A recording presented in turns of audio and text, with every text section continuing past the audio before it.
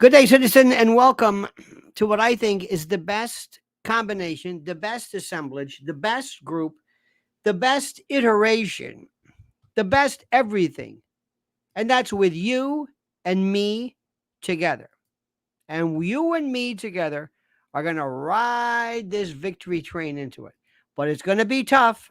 And I'm here to tell you specifically a couple of things. First and foremost, I'm not going to BS you. I'm not going to tell you that everything is groovy when it's not. But there's a lot to feel very, very happy about. And there's a lot to be very concerned. And there's a lot to get sick over. But I've been through this before. And you've been through this before. And we've all been through this before. So this is nothing new. We're not going to lose our minds over this. But first and foremost, I'm going to tell you right off the bat, you are going to hear some stuff that is going to blow your mind. And you're going to say, how are they doing this? And I'm going to say, relax. Relax. Take it easy. It depends upon what people are showing. By the way, there's a very interesting story which we'll follow. But let me just give you the specifics on this, and you look it up. There is a fascinating story about Rupert Murdoch trying to basically get his company back, and the internal lawsuits. That's a fascinating subject because, and you ask yourself, how did he not doing this? How did he not do this? There's been some switcheroos. He wants to make sure that even after he's dead, that nothing happens to his legacy, Fox News. That it must remain a conservative bastion. And this is one of the most fascinating issues there is. And the question that you must be asking is, well, how does this billionaire genius ever allow this even to happen? Why don't you put it into a trust or something where it says it is never going to lose this? You should see, if you let me run this place, it's another story because it is mildly conservative. It's not conservative enough as far as I'm concerned. And by the way, even the term conservative doesn't mean a damn thing anymore. These people aren't conservatives. You can go back and listen to the folks. Listen seriously. Listen to the days. Listen to the folks of William F. Buckley and ask yourself, is this really conservative? Anyway, I don't want to get into these names and these labels and all this kind of jazz. It's just a waste of time. But I want to go through a few things, and I want you to pay attention and be happy. Be happy because I'm telling you, this is too early. Remember what I'm saying to you. Kamala Harris has said nothing yet. Let me say this again. She said nothing. Nothing. Now she is the presumptive candidate. By the way, today, Mrs. L and I were tooling about in we're in Jersey. We're in a Whole Foods, and a very nice young man walks up, and he's very, very nice, and it's such an honor. I love when people walk up and they act like they know you. And as you know, if ever you meet me, I'm like this. This is not an act. How could this be an act? It was a very, very nice. I'm not going to mention his name, but it was a pleasure meeting him. Actually, we're at a Whole Foods today. And of all places, Parsippany, New Jersey, tooling about. They have a very nice Whole Foods there. And as we're going through this thing, he walks up and he brought up a very good point to me. He is on our side, by the way. And he said, what's really something is the fraud that was leveled, that was experienced by Democrats. They basically were provided no information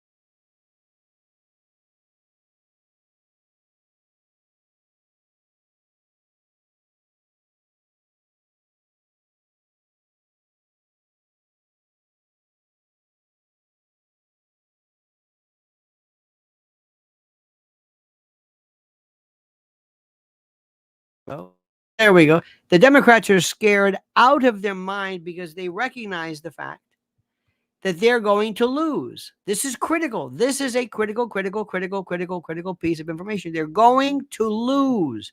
And they know this, and they're afraid of it. They're afraid of it. They're absolutely terrified. They're petrified. They don't know what's going on. They're trying their best. You're going to be seeing you're going to be receiving Kamala Harris stuff on your YouTube and Facebook. You're going to be inundated with this. Inundated. Do you hear what I'm saying? And you're going to think, wow, look at that. Look at that. Wow. Wow, my ass. It means nothing. Of course they're going to do this. Of course they're going to do this. Don't think for a moment they're going to just say, oh, well, we're not going to win. What are you going to do? Ladies and gentlemen, a man who goes by his ring name is Eric Heffelfinger, who writes, we went from defund police, you're a bigot for supporting them, to vote for the cop who kept innocent people in prison to use for cheap labor, or you're a bigot. No wonder people with brains are broken to a mental zombie state. Absolutely. Rejoice. Rejoice. Emmanuel Israel. Rejoice, rejoice. Let me tell you something. It is. I'm not claiming victory. I'm not saying yay yet. But let me give you a couple of things. And by the way, I have a smattering, a potpourri, a pastiche, a myriad, a mosaic, a veritable cornucopia of quips and clips and moments for you to discern, to digest, and to absorb. And let me explain to you what they are. And they're in no particular order. None. Now, there's one I want to give you first and foremost. Before we begin, this is the one that I told you in 1982. I found this. I dug this up for you. In 1982, a fellow by the name of Lenny Skutnik, he was born Martin Leonard Skutnik III. He's a retired employee of the Congressional Budget Office. And on January the 13th of 1982, he saved the life of Priscilla Tirado following the crash of Air Florida Flight 90 into the frozen and gelid and icy tundra of the Potomac. As passengers were being rescued, this Priscilla Tirado was too weak to take hold of the line dropped from a helicopter. She was just paralyzed. So Lenny Skutnik, one of hundreds of bystanders, he said, the hell with this, pulled his jacket off and dove in, and he hasn't seen his cojones since in 42 years. He's never seen it. Went up and disappeared. So in 1982, Reagan was giving the State of the Union address on January the 26th of 82. When Lenny sat next to Nancy Reagan, this is the first time they ever did this. You know, where they invite people over. Reagan praised Skutnik as manifesting the spirit of American heroism at its finest. And since then, others invited to sit in the balcony and honored, whatever, often have been called Lenny Skutniks. This was the moment. And a little story. I had been at a, I mentioned this on TV one night. I was doing a TV commentary. And later on, I went to a wedding. A very nice wedding at the Plaza. I'm not going to mention who. We're sitting there. This is Al and I. And I did this commentary. And all of a sudden, I'm sitting at the table. And I feel this tap on the shoulder. And I look. And it's Brian Williams, remember from NBC? With a head like this, huge head, right like in front of me. He was like kneeling down, squatting down like this. And he was like, yeah. And he said, I love Lenny Skutnik too. I said, you saw it too? He said, yes, because we're, I think, the same age. I said, wasn't that the most brilliant thing? He said, I know. It was the greatest thing in the world. They stopped singing. And now Lenny Skutnik, yay! And then when they're done, they said, what the hell with this? Well, we were going to give him a hard time. Ronnie, were you going to say something about the state of the, forget it. We're having such a good time. Who cares? God bless Lenny. Well, here it is. Now, but just first of all, look at the hair. Look at the hair. Look at the makeup. Look at the man. Look at him. Look at him. Please. Just please. Please. Just okay.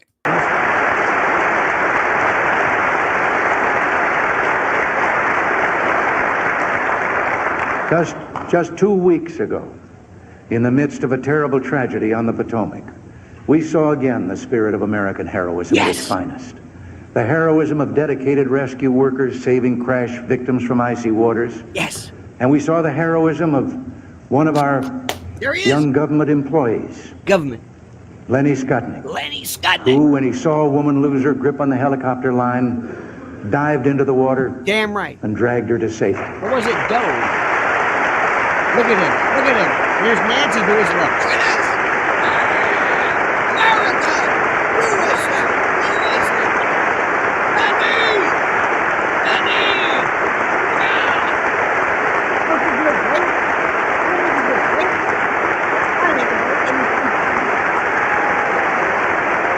Look at him. Oh, look at this. Look at that. Just feel good. This is what we were Americans.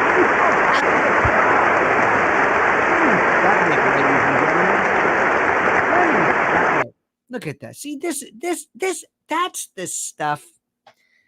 I want to get back to that again. I want to feel like that again. I want to say like, yeah. Not this horrible.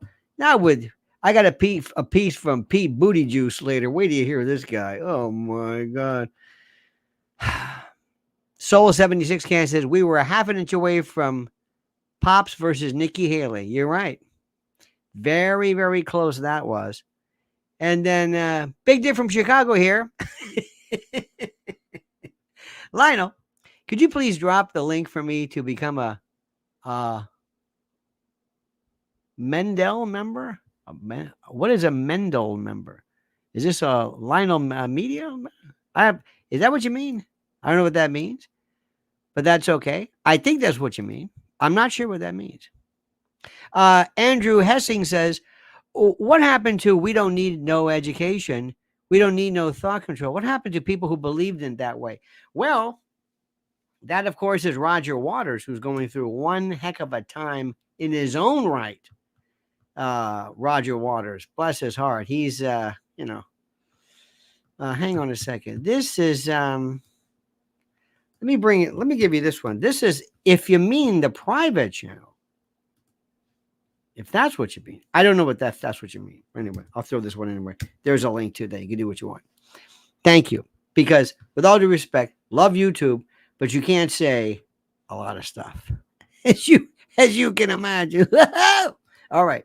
Now listen to this one. Here's a great story. Ladies and gentlemen, if the president sticks to what I'm saying, he's going to do a few things and he's going to talk about crime. And he's going to talk about something. And remember, one of my favorite expressions, and you know this from way back. You know this from the way back. It goes something like this. There was a show called Jack Reacher. You know where I'm going with this. You know where I'm going. And Jack Reacher was this wonderful, I guess, it's a great show. It's fantastic. And the original one it's based on a novel. The original one was Tom Cruise. And Tom Cruise is shorter and doesn't have the bulk. And this new guy, with all the steroids and everything, it's not working for me. It really isn't. Sorry, it's just not working. In any event, make a long story short. So there was this one scene where they want to fight Tom Cruise. And Tom Cruise knows he's going to take this guy out and kill him. And as they go out and he says, okay, I'm going to start with you. Two of you are going to take off. You're the wingman. You're going to stay and I'm going to cripple you. He goes, how do you know we're going to leave? He goes, they always do. He says, okay, it's getting late. Let's go. And right before Tom Cruise starts, he looks at the main guy who he's about to cripple. And he says, now remember, you wanted this. You wanted this. And it's almost like I told you so. This is what's happening in New York City regarding in a place called Clinton Hill. This is in Brooklyn. And 90% of the people that you're going to be seeing in this video, in this piece that Channel 7, the ABC affiliate did, 90% of these people would vote for or did vote for Kamala Harris and Joe Biden. Now, just to go outside. Now it feels like that whole section is just not available to the community. That's Madeline Brame in the background. Doesn't it sound like Madeline? I think this is Mrs. L's great friend. She spoke at the RNC. But anyway, look at these nice people. This is a beautiful part of Brooklyn, and 90% of these people would vote or did vote for Kamala Harris. Anymore. So our parks are not available. Can't go there. Anymore. Search out and give us a list That's of Madeline. all of the empty You can't go lots to the that there parks. are. Migrants from a 4,000-bed shelter nearby fill the sidewalks. They sit on park benches, on stoops and curbs, under the BQE overpass. So many people crowded in here, residents feared what was coming. Now, by the way, you see those little houses right there? Each of them could be $1-2 million. It's the most ridiculous thing you've ever seen in your life. But this is because we were a sanctuary city. This is sanctuary city. Come on, Mayor Eric Adams, the Cretan, was that we're a sanctuary city. You're a schmuck is what you're. Been witnessing the escalation in violence on the street and in the community for months now. We've been pleading with the mayor, as we've seen increased violence, that this was going to be inevitable. And on Sunday night, it came. 2 people were murdered here, a third critically injured just outside one of the 2 adjacent shelters in Clinton Hill. It is a neighborhood now, pleading for help. Residents came together tonight to demand the city provide more protection for them now. No, wait. What is this? They want more protection? Wait a minute. Hold it. I thought it was defund the police. I thought you wanted to reimagine. Don't you remember this? Kamala Harris, your girl. Remember that?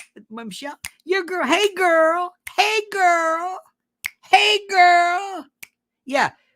You're safe in Nantucket and Martha's Vineyard, and this one's oh yeah, they're big talker, and the real hey girl, they wouldn't last 5 minutes.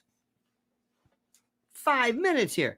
Let's see what the girl does on the streets of Brooklyn. Let's see. You want to see tough? Go there. Spend a week there. No, come on, get. You know what I mean? Get with it.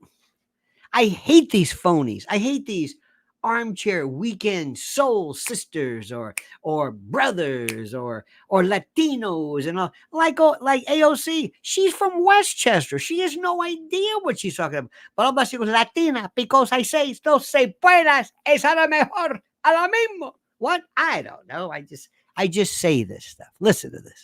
And move to downsize the 2 enormous and crowded migrant shelters. Migrant shelters, illegal shelters. Look at this. In Clinton Hill. There is simply no universe where you can cram 4,000 vulnerable people together safely. Do you believe us now? How many more murders will it take? This video. But you wanted to defund the police. You want to reimagine restorative justice. Don't you remember what George Soros said? Come on, you racist, bigot, white supremacist. Isn't that it? White, you white supremacist. Video is responsible for the 2 Sunday night murders. In the video, he appears to be putting a gun in his waistband. The mayor today didn't offer much hope.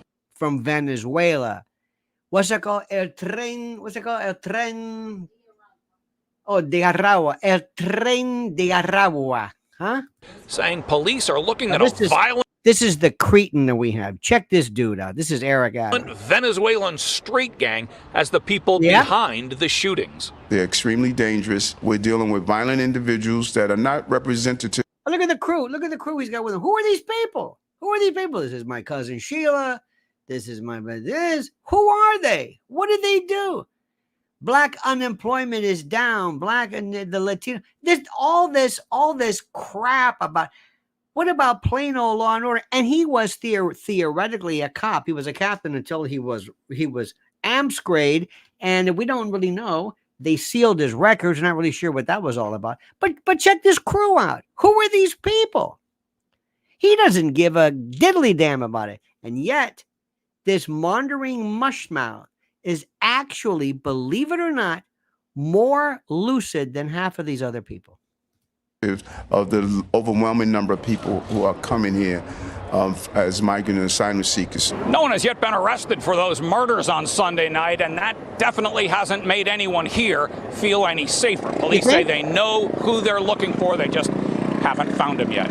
In Clinton Hill, Jim Dolan, Channel 7 Eyewitness News. Wait a minute, you know who you're looking for, but you haven't found him yet? What the hell does that mean? What does that mean?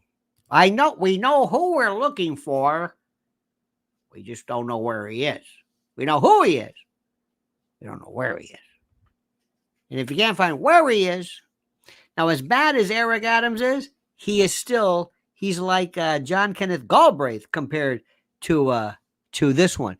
Now remember, before you get all upset and all bent out of shape and upset, and I know you are, I know. This is what people are saying. Remember, 90% of those people there, every one of them, they're disgusted, and they're looking at Eric Adams, and Eric Adams is going to be an acolyte for Kamala. Now, check this out. This is old Kamala with that feller. You know who he is. Remember that feller? This guy, Mayorkas, who is, if this guy, I know treason doesn't apply, but if it ever did, because he's not levying war and he's not giving aid and he might be giving aid and comfort to the enemy, namely cartels. Listen to this. GOP leader, I am meeting with a lot of folks. I am meeting, let me translate this because as you know, the sound is horrible. I am meeting with a lot of folks. I am meeting with a lot of folks. And the work that we have begun is the work that is going to be ongoing. And the work that we have begun is the work that is going to be ongoing. There's no question. No question. I said this from the very beginning. But no, that our approach to this issue yes, has to be with a commitment. The approach to this issue, whatever the hell it is, has to be with a commitment To a long-term investment. To a long-term. Notice his shoulders go up. To a long-term. This is when she's reaching to a long-term investment. And it has to be a commitment to consistency. The United States. To consistency, long-term. Notice the twitches. This is her tell. When she doesn't know what she's talking about, she does a lot of hand movements, and the shoulders start snapping. Consistent. There were times when See? we were more engaged. And More we engaged. saw Yep. Good results. But now, engaged.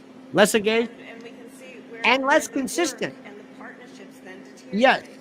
So I am Committed to ensuring that we to engage in an engage active way in on consistent. the root causes, on Because addressing the cause and effect, consistency, and also being no matter how you look at it, in the Western consistency Hemisphere, is understanding that we have a responsibility, and if where ignore we that are responsibility, it will consistent visit itself upon us in a very domestic is way. is known as an aspect of consistency, whereas elongated consistency and consistency that is not necessarily short-lived, but consistency that remains consistent within the parameters of the paradox of consistency.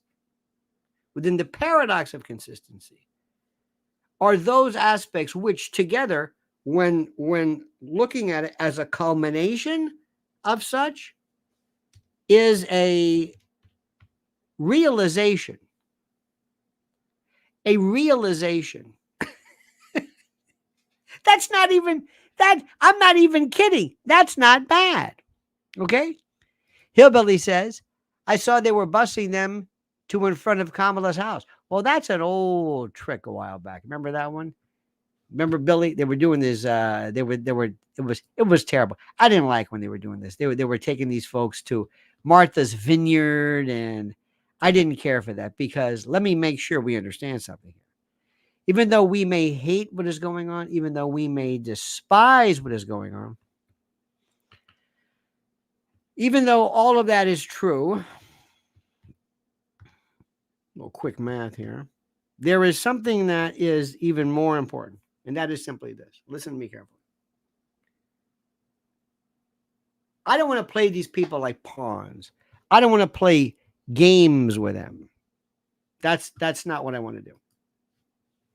I know it's not their fault, and I know what they're trying to do. And many of these folks, the majority, are not at all criminals or whatever. Now, as I eructate and wax Borborigmic, please, for the love of God, check this one out.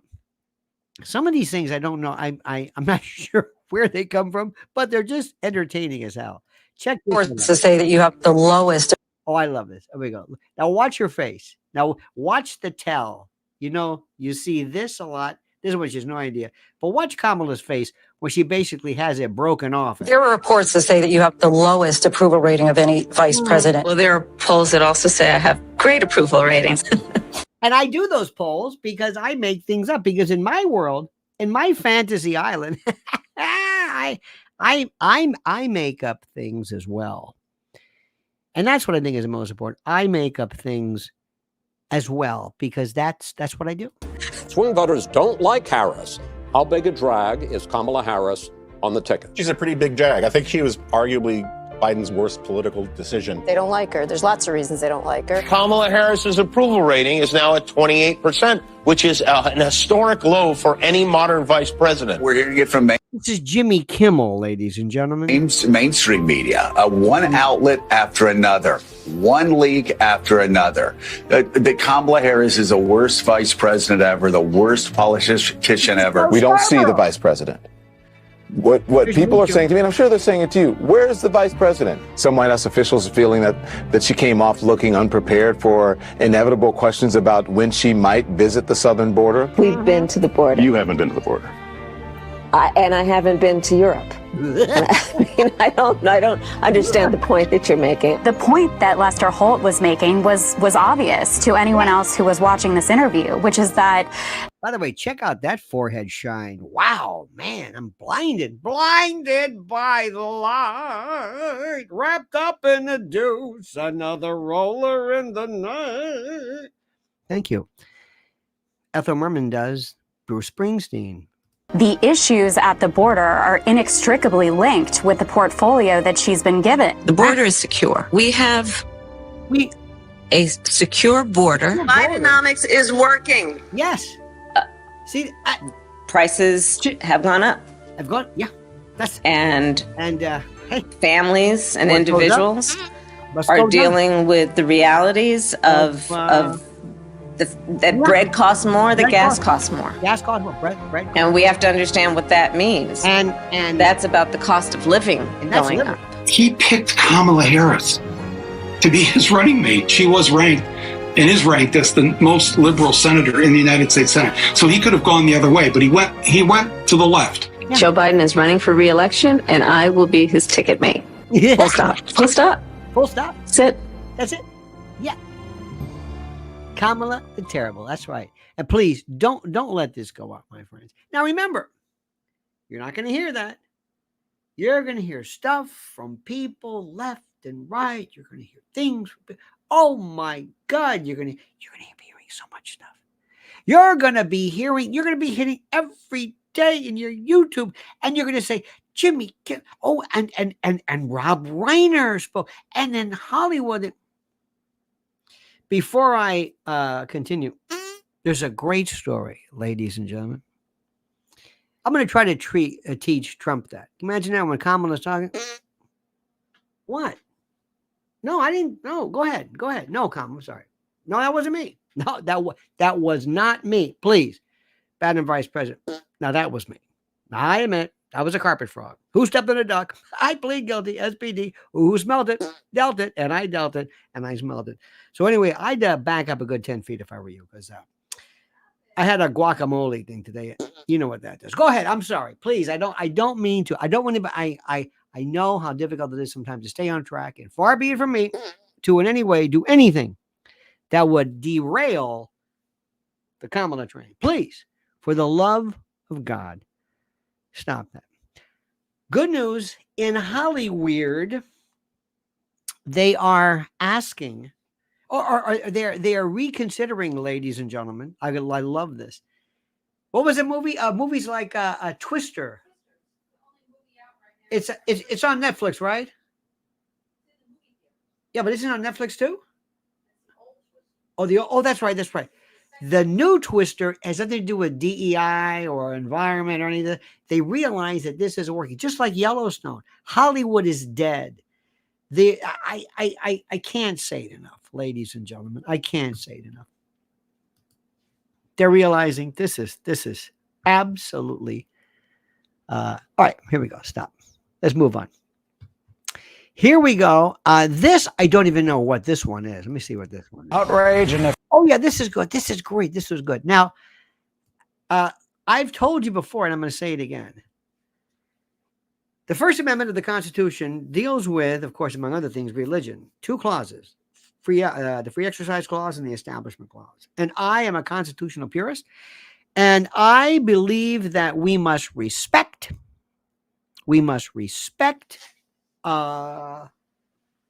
ideations, thoughts, and the like, which tend to blaspheme and wax obstreperous regarding, listen to me, regarding our faith and our religion. Now, listen to me carefully.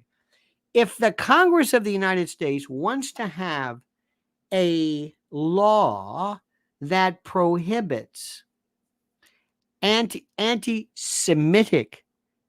ideas and the like, right?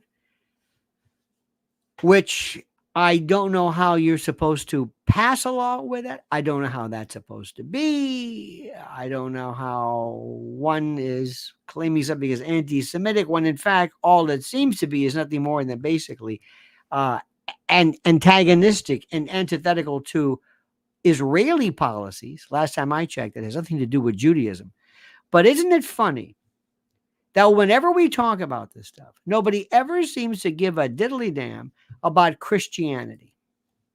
Why is it that I have to be there is no counterpart for anti-Christian? Why must we worry about anti-Semitism, but I can blaspheme your faith? Look, if you don't want to be a Christian, fine. But to say things that actively and actually desecrate, now I know it's going to be difficult. I know we have the First Amendment in this country, but Congress had no problem whatsoever in protecting Israel. Excuse me, in protecting Judaism, if you will. So listen to this important piece. Very, very interesting. I thought this was most fascinating. outrage and offense over the parody, artistic freedom, or blasphemy. One critic is with us, Bishop Robert Barron. He is the bishop at the Oriona Rochester Diocese in Minnesota, founder of Word on Fire. By the way, good for you. That Paris has been a disaster. The City of Lights has just been, it is disgusting. We will never forget what they did. And this is not about Christianity, whether you are or Catholic or whatever it is. The problem is, if you're going to pass a law that says I can't be, if somebody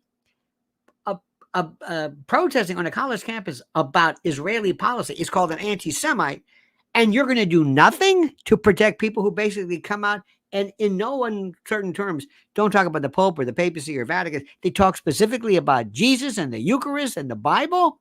I don't understand this. So don't talk about anti-Semitism unless you're going to equally say, and we also have a law that prohibits saying things against Catholics and against Protestants, against Christianity, because Christianity, there's open game, and Catholicism, number one. And if you don't want to be a Catholic, don't be a Catholic. I like these people who say, but how come priests can't get married? Do you want to be a priest? No. Then shut up. Shut up. Listen to this. And his comments about this have gone viral. Bishop, welcome. You've called the display a, quote, gross, flippant mockery of the Christian faith. What was your reaction when you first saw this?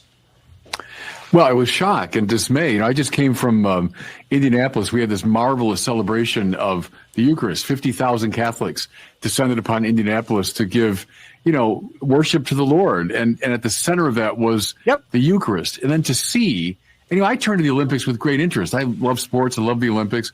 I turn with great interest, and I see this clear mockery of the Last Supper. Yep. And for Christians, the Last Supper, when Jesus, in anticipation of his death, Look at that. gives his body and blood to the world. I mean, we're at the center of Christianity. I like and to this see, guy, drag queens and so on cavorting in imitation of Da Vinci's Last Supper, how can Christians not construe that as a slap?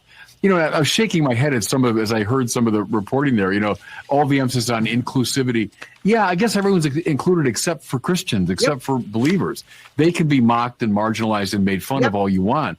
We saw the same thing last year with the LA Dodgers controversy. Yep. So, I know I have very little patience for that, the great avatars of inclusivity, but are just brushing aside Christians. What do you think is behind all this? At one point, there was a scantily dressed man. They bring out a big silver platter, apparently like the Last Supper, reveal it, and it's a guy scantily dressed, old, painted in blue, curled up inside this thing.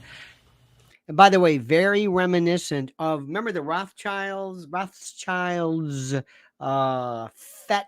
Remember that big fete they had, along with spirit cooking and the Lady Gaga thing. This is, I don't know if it is satanic per se or demonic or sacrilegious. I do not know. Dr. Dreamkiller says, I'm a Mormon. My great-great-grandfather was murdered by the Missouri militia in 1838. He was buried in a well after they stole his boots. Mormons remain fair game. Yes, in fact, Dr. Dreamkiller, the first Republican convention in 1856 in Philadelphia was against the twin pillars of barbarism, slavery and polygamy. It was all about Mormonism. This is the part which is the most important. Now, I got to tell you something, which is also very important for us to read and to realize, and I recognize a few things. First and foremost, we have to ask ourselves the question: what is going to be allowed in our world? What is and is not going to be allowed? That's all. Let me see a few more moments of this dude, this feller here. I like him. Where does this come from to think that, it's like, okay? No, to me, it's perfectly clear. You have a very secularist, very materialist, postmodern culture that knows who their enemy is. Postmodernism. Nobody can define it, but they know it when they see it. The Christian churches stand as the great institutional opponents to this worldview. It's a philosophical, cultural struggle, and they know who the enemy is. Well, you know what? Do me a favor. And I'm just going to stop right there because I'm getting a little bored of this thing. I mean, it's okay, but I'm getting a little bit bored about this. Do me a favor. Talk to Bergoglio. Talk to Frank the Pope, too. Because this guy sometimes is one of the biggest lefties and New World Order globalist fellers ever. Even though he came up with one of the most disgustingly, this most anti-gay reference to priest behavior. The lovely Deb Kemp says, with gratitude from the UK, go Tommy Robinson, huh? Terrorism? I don't think so. Now, let me show you something which I saw, which has nothing to do with anything other than this is the most beautiful thing I have ever seen in my life. Well, I shouldn't say that. Whenever, how do I say this? Mohandas Gandhi said that you can tell about a civilization by the way they treat their animals. All right. And we had an interesting discussion today about bacon.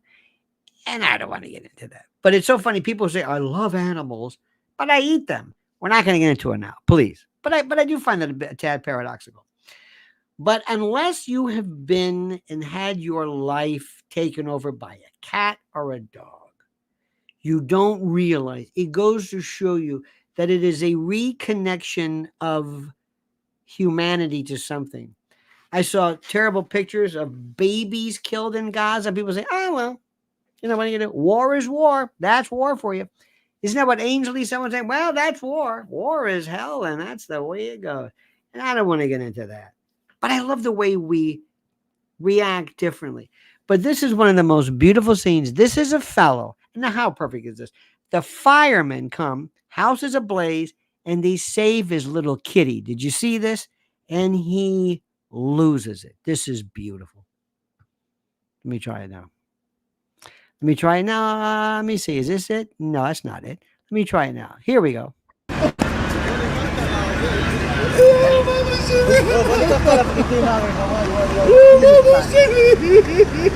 Firefighters rescued a cat from a burning home in Tarzana. The owner was overcome with emotion, falling to his knees, hugging his cat, giving it water. That fire started last night near West Topham Street. Fire and smoke were seen coming from that roof. After some time, crews did manage to put that fire out. No other injuries were reported. But you can see there, all the material stuff can be replaced. He just wanted his cat. That's right. Yeah, very, very nice of those firefighters to really help rescue that cat. That kills me. I can lose it very, very, very easily when I see that. And those firemen, can you believe that? Can you believe going up there and say, go on top of it? What? Go on top of the where? Where? The house? What are you, nuts? It's on fire. No, go and put it up. I'm not going to put it out. It's already there. Go save a cat. Go save a what? A cat. I'm going to save I've got a family. I love these. It's the most incredible thing. It's the most incredible thing in the world. And to show that all those things, those horrible things in life, that inhumanity that was seen from at that moment, that little cat, that was pure raw emotion. That rekindles. That connects me with the fact that we are not just human machines, but that we have souls and hearts and feelings and compassion. I'm in it. I have such a sense of a lost cause. Remember, 3 signs, not signs, but 3 links to serial killing was always enuresis or bedwetting, as opposed to encaprice, which is a story. But anyway, enuresis, bedwetting, teasing animals, and arson. And how people do that to a little animal is something that I've never understood. But for you to show love like that, I want you to, if you want to see something, there is YouTube. I love these. I love when they bring the dog in and they can't find somebody. Well, there was an accident. There was a hit and run, and the guy ran out somewhere over there. Okay, bring the dog. And the dog goes, escape. And they go, can I? Escape. And the dog's like this. We're going to go find him yet. Okay, let's go. And the guy and the dog takes off, and he says, there he is. And all he wants is a little sock with a little toy in it. It's like, that's it? I love this. But the best one was this elderly woman. The people were freaked out. She just took off, just walked away. And this dog says, I'll find her.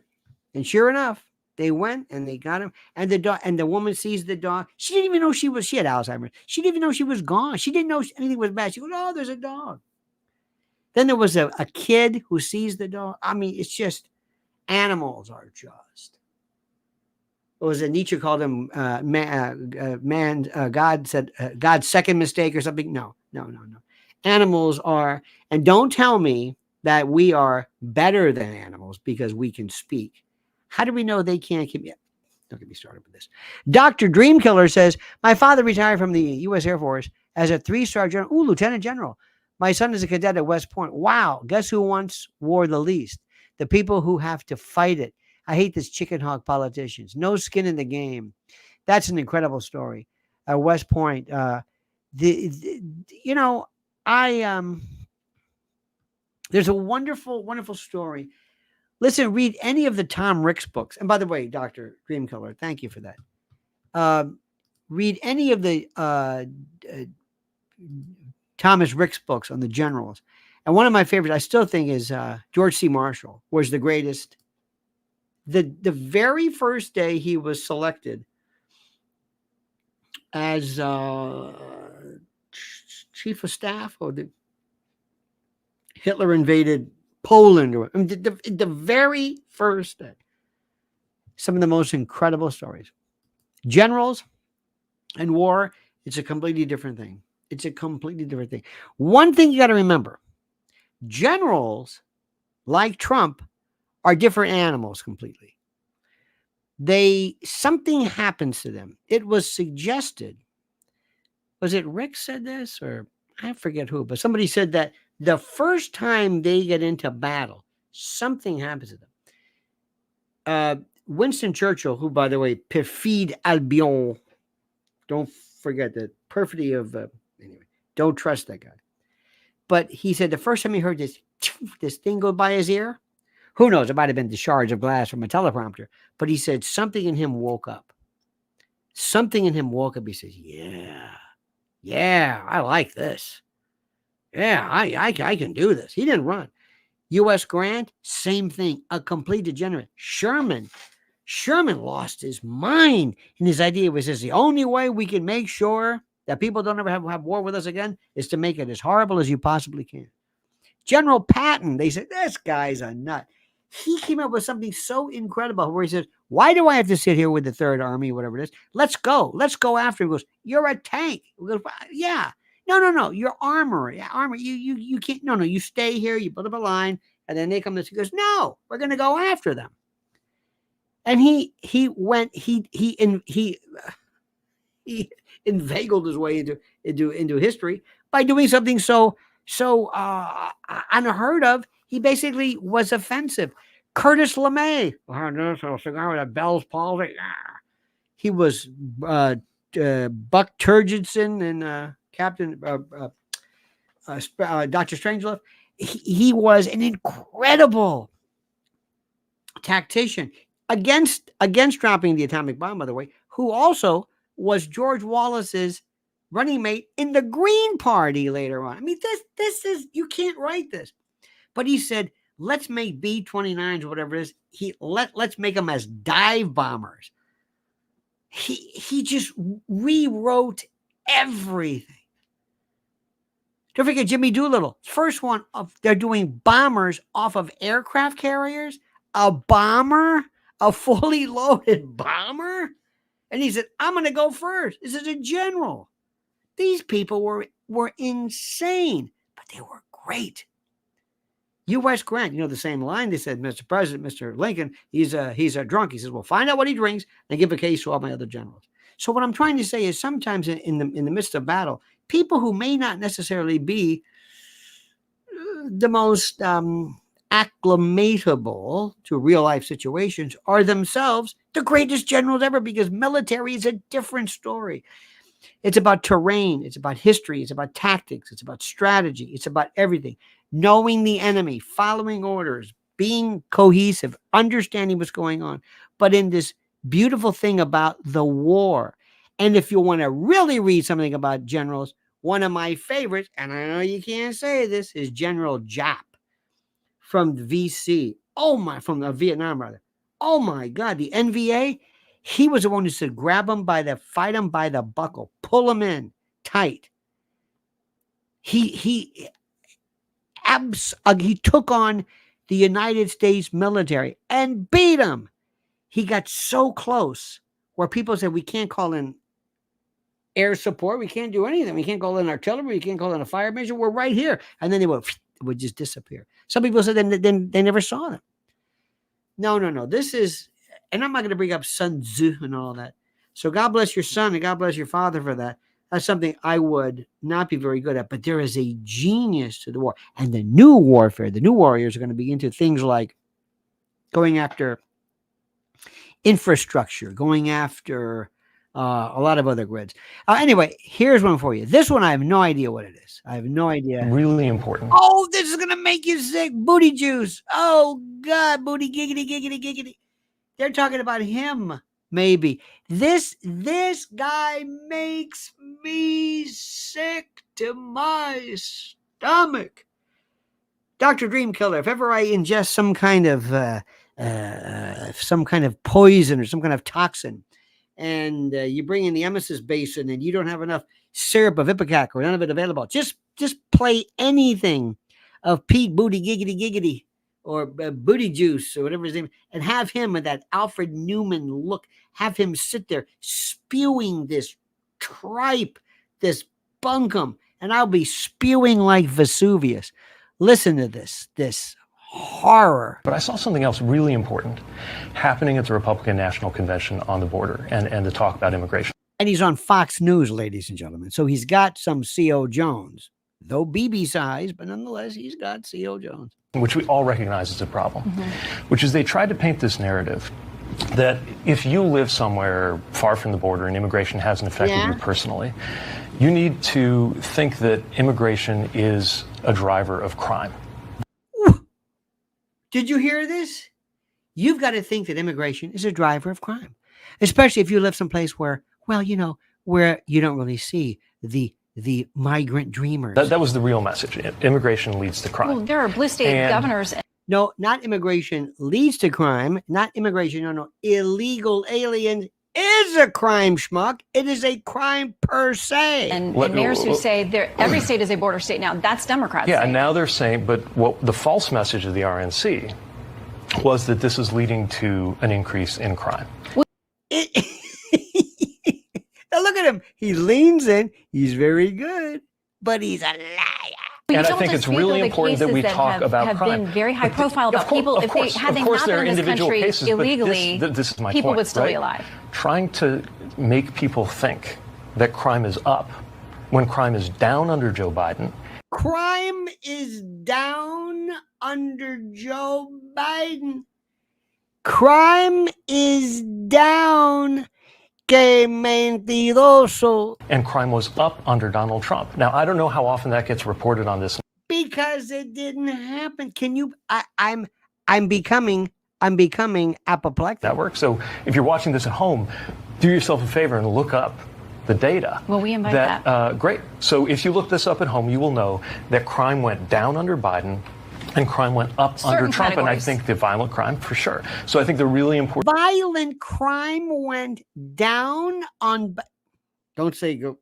Don't use that phrase around Pete. But can you believe this? The thing to ask is, why would America want to go back to the higher crime that we experienced under Donald Trump? No. Okay, but they also may want to ask why they'd want to go to millions fewer people coming illegal across the border, and every single person who's here and was involved with a crime, that's a life that didn't have to be lost. And I think that's the argument being made.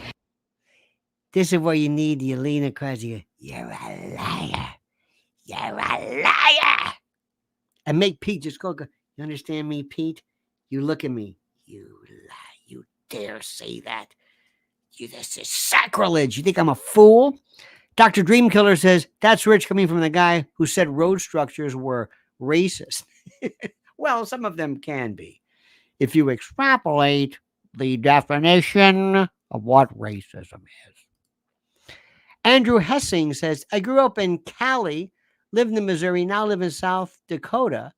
I mistakenly thought people could see when they are being lied to, when they are shown wrong.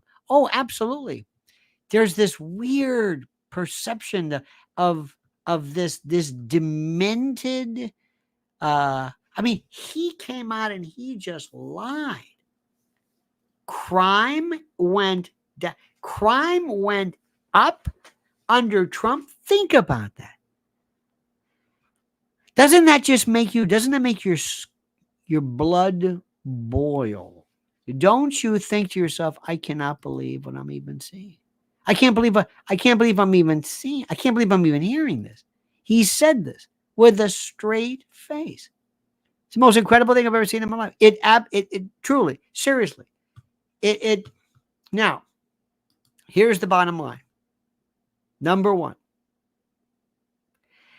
you are going to be asked to believe that people are going to love her. Let me explain something to you, and I'm going to tell you this again, and I want you to tell your friends this. There are three groups of people. I know you're sick of this. There are people who are going to vote for Donald Trump no matter what. That's me. 100%. There are people who are going to vote for anybody who's not Donald Trump. And there are people who are in the middle. Look at me and listen to me when I tell you this. Nobody is for Kamala Harris. Nobody. And they're even saying, you're not saying my name right. They're even saying, please, Mr. President. say her name wrong every single time.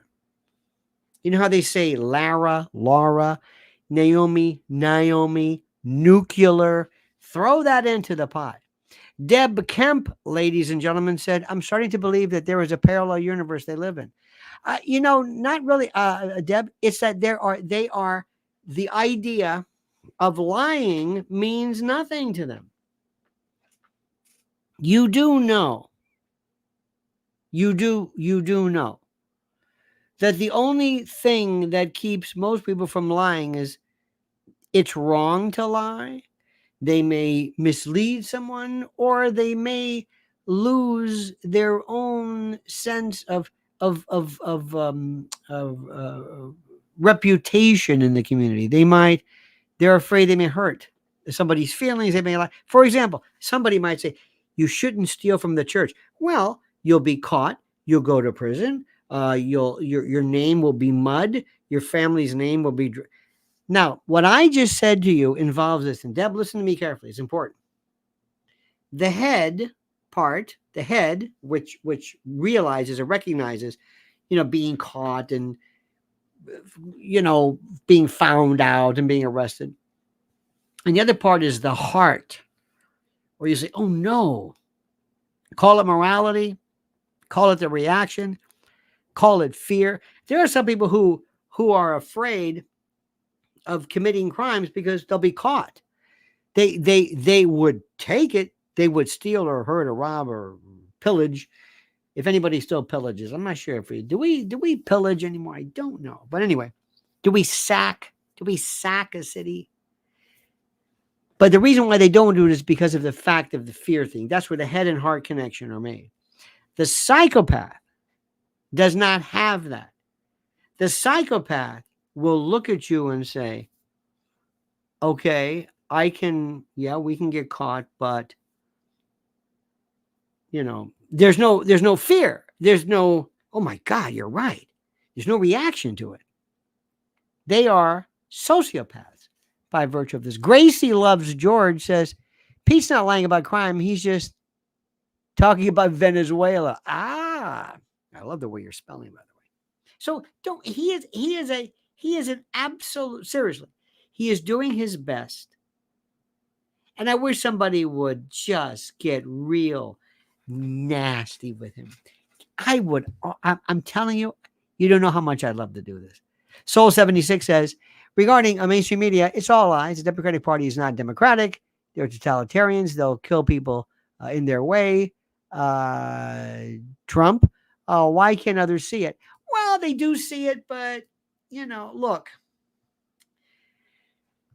Listen, Soul, let me ask you a question. What if somebody says Donald Trump is a convicted felon and a rapist? Well, what do you say to that? What do you say to that? Soul says these people have taken control since November of 63. Well, maybe before that.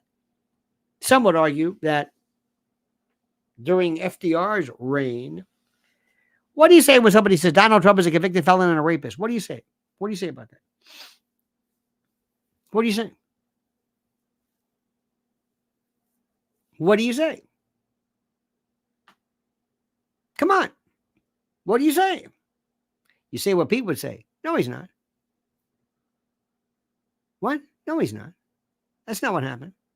What do you mean it's not what happened? That's not what happened. No, it happened. No. Well, he was found guilty. Doesn't mean it happened. What?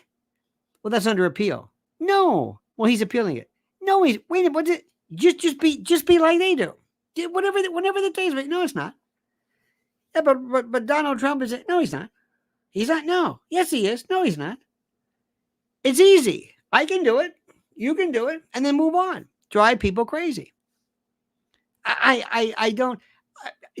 What Pete Booty Juice, whatever he said, Booty Giggity, I don't care. I don't care what he says. It doesn't matter to me. But I want to say this again to you. Nobody is voting for Kamala Harris. The more she speaks, the better it is. Just make sure you wait every day and say, have they set a debate date yet? Have they set a debate date yet? This is the one that is scaring them more than anything else. Why? Because we're coming off of the idea of a debate destroying the the debate killed. Think about this. The debate killed Joe Biden. Not the fact that he was brain dead, but the fact that he had a debate, that the debate hurt him. The debate got him. The debate did it. Think about that. I'm thinking to myself, you didn't know this? I will never understand this one. Look, there are some things I don't understand. You know the story I told you about Rupert Murdoch and his sons, and that he's afraid that somehow he's gonna lose, or whatever the hell it is. He's afraid that Fox News could go lose its conservative direction. Well, you didn't know that? Then you're a schmuck. It's that simple.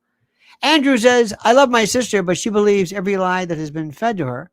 When I try to show her there are lies on every issue, it's excuses. Donald Trump, full on. Well, Andrew, you got to know when not to talk to people. And you have to know how to drive people crazy. Yeah, I mean, do you really want to convert your sister? Do you really think that what she says is about her not understanding or having enough facts? Do you really think that? Do you believe it's a fact she doesn't have enough facts? Do you think that somehow you can provide her? Well, I'll give her. I'll let her know what's going on. Well, I'll give her that. And I'll give her that. No. I got to convince her. You really think that? Do you really convince? Seriously. You see what they're doing now? Where they're talking about J.D. Vance and the cat lady thing? He said that 3 years ago. Now they're saying that his wife. See, I drive people crazy. Whoever I talk to. I told you, I've got a friend of mine who says, well, Donald Trump is. I said, yeah, but she's a cretin. She's a cretin. I said, well, you can't vote for her. Would you hire her? Let me ask you something. I said, seriously, if you had a business, would you hire Trump or would you handle that idiot? Seriously, come on. And you know it's true. You might say, you might not try. You might say, well, this guy Trump. But for a business, he'd be the best salesman there was. You could turn. He would be the most, not rapacious, but the most voracious, I should say, a business person there is. She's we can't say retarded anymore. That's a bad word. But if you could, you know what I mean? She doesn't even know what she's saying. See, Eric Adams, I thought he was the dumbest man in the world. He's not. He says things. What he's saying are kind of dumb, but he says them. She doesn't say anything. Eric Adams will say, well, we used to be a sanctuary city and we're not. And we got to do something about crime. It's like, okay, well, at least he's talking about it. What's her name would say, we have to look at the issue within the context and the subdirectories that act as, in essence, the lattice work, the foundation, the abecedarian foundation, the prolegomenon. I mean, you're not saying anything. Eric Adams will say something. Nobody ever has been. She's the dumbest person. She doesn't say anything. She doesn't. It reminds me like of a Dick Shawn kind of a thing, or Erwin Corey. I'm trying to think of somebody. The only time I can see it or ever heard anything about it is maybe in the comedy world. So anyway, so that's just that. The president has got to realize that he's got to go on the offensive. He has to challenge her. He has to pull her out. And he has to go out every single day and tell people what it is she's not doing. She's not going to debate me. They're going to push this off. You got to call her. Call her. This is her number. Her campaign headquarters is 202. Call her. Call her now. Call the White House. Where's Joe Biden? Did they Jimmy Hoffa him? What happened? You're never going to see him again. My friend tonight said they're going to pull a Chuck Cunningham on him. This may be a bit obscure, but this is Richie Cunningham's brother. Remember, Chuck was in one episode. And it's kind of like the Adam Cartwright, the Pernell Roberts. He just leaves. What happened to Adam Cartwright? I don't know. He's not here. The same thing with Clemenza, The Godfather. Richard Castellano. Remember that? He said, I want more money. He just died of a heart. People just go away. They just go away. So the president's got to be able to tell people right off the bat, this is what she's doing now. I want you to recognize what she's doing. Listen to what she's doing. She's not answering the question. And he's got to come on and say, here is Kamala Harris. She won't talk to me. She won't talk to you. She makes these speeches and she thinks that this makes sense. You've got to call it out. You've got to say exactly what it is. Explain it. Hell, I'll do it. This is her speech. Look at this. You're not going to believe this. I just got an email from Kamala Harris. Are you there, honey? Oh, no. It says, this is Kamala Harris. Friends, as we mark 100 days until the election day, I am filled with gratitude. In 1 week, we raised $200 million to win this election, with 66% coming from people chipping in for the very first time. Over 170,000 volunteers. That is incredible. Thank you very much for what you are doing. I notice you haven't yet pitched in to our campaign. If you have been waiting for the right moment, now is the time. I am counting on a donation of $25 to defeat Donald Trump, protect our most fundamental freedoms, and create a brighter future. I just got this. If you've saved payment information with Act Blue Express, your donation will go through immediately. Trump's got to tell you flat out, this is what she's doing.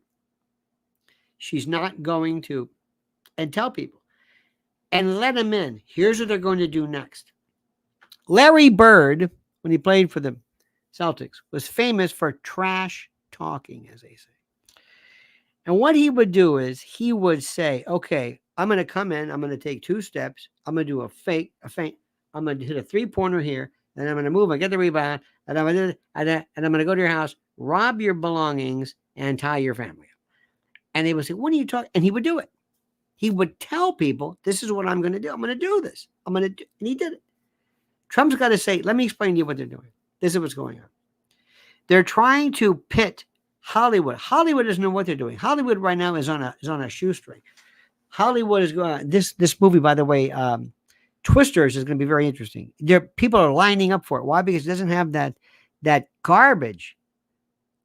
But yet there are other people, despite the fact that we know it's true, even though that we know this particular ideology is ridiculous, there are other people who are still hanging on like Booty Giggity and others who are still living this, whatever it is.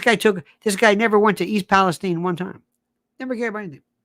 Remember the in DC, remember the bridge? Nothing. He was too busy. He was pretending to breastfeed his kid for like 6 weeks or whatever this much. I don't know what the hell he was doing. But he's a joke. He's a complete joke. But he's good. At least he sounds good. See, Kamala doesn't say anything. He says something. He lies, but she says something. And this is what Trump's got to say. Let me say this again to you. Let me repeat what I said. It's a very good technique. You say, let me make sure you understand what I'm saying. Kamala Harris cannot speak. I don't know who. I don't know what she's talking about. Neither does she. And for the longest time, they've known this. But they hope that somehow your hatred of me is going to overdo or outweigh her indecipherable gibberish, this logorrhea, this emotional incontinence that she has, this spewing of something. That's what we're going to do. So good news, friends. Sit tight. We're going to do this. I'm telling you. I am telling you, dear friends. I am telling you. Andrew Hessing, my best to your sister. Have your sister call me. Have her tune in sometime. Soul 76, thank you. Gracie Loves George, thank you. Deb Kemp, ladies and gentlemen. Andrew Hessing. Dr. Dream Killer, thank you so much. And my best to your son and the honor of your father's service. We thank you for that. Hillbilly 55. Eric Heffelfinger.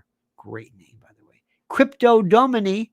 Big Dick from Chicago. Bless your heart. And Soul 76. Now listen, I want you to remember something. Do not lose your mind. Do not lose your mind. Do not lose your mind. Do not. One more time, that's the private channel where we can talk about all kinds of stuff. If you notice, there was a piece of a video that was released regarding the 11th day of the 9th month of 23 years ago, a certain event that happened in New York, and I refuse to even address it here. I won't even address it. No. Certain things. Remember, pick the hill you want to draw. You want to die on, and I mean that sincerely. A couple things to remember, dear friends. Please follow Mrs. L. She has the best. She's doing stuff right now. She works for her warriors all day long. This is a one-woman show. I do everything I can to help.